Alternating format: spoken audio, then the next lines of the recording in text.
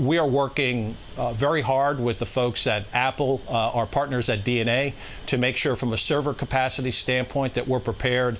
But the numbers are going to be more significant than just the 20 million plus that have done the Notify Me. Now, there are 3 versions of the game. They're all free to play, but $9.99 to unlock. That's a risky strategy, a different strategy. Some have balked at that strategy. How many people do you think, of the 20 million, let's say, will actually pay for that? So again, just to be clear, there's 3 different modes within the game itself. There's over 24 different levels. From our standpoint, we believe that a high percent of people who begin to play Super Mario Run will go on and purchase the full application. And I say this just based on the experiences that I've had as I've been showing off the game. Once people start to play Super Mario Run, they really are hooked. And so from our perspective, we think the percent that will go ahead and upgrade to the $9.99 is going to be very high.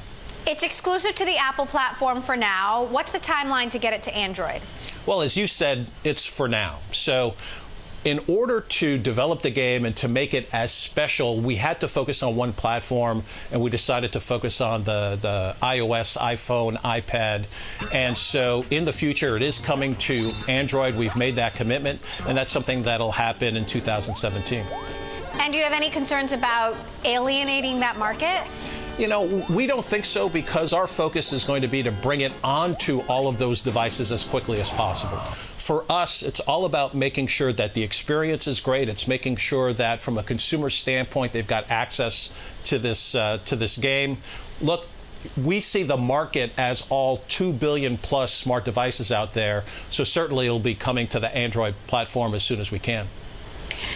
Now, Nintendo was part of the Pokémon Go phenomenon earlier this year. Bloomberg and others have reported that momentum has been slowing down. How would you describe momentum at Pokémon Go this point? So what I would say is that whenever we've done some special events, we did a special event during Thanksgiving. There's about to be a new one.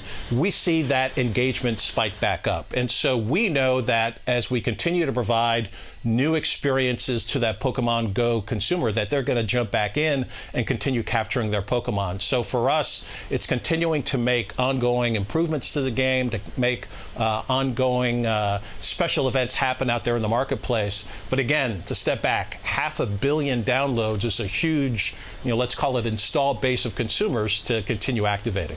Now, one of your rivals, Sony, is hot on your heels with new mobile games as well. How do you see the balance playing out between the console and console games, mobile games, etc. this year?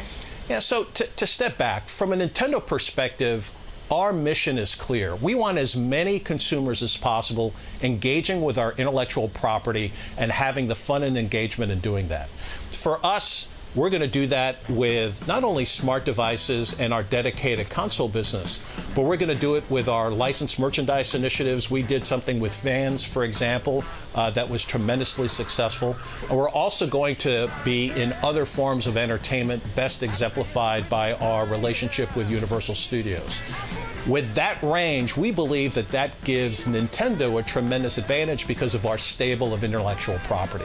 So how do you, though, see the shakeup between PC and console and mobile? I mean, obviously you want the game to be successful on all of these platforms, but where do you see the most engagement this year into next year?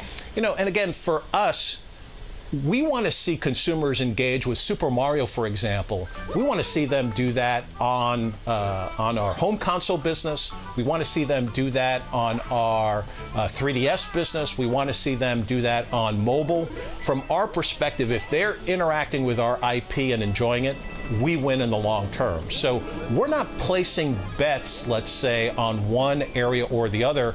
We're going to be in all of these different areas, and with our content, with our developers, with the gameplay that we deliver across these different platforms, we're going to win in the long term.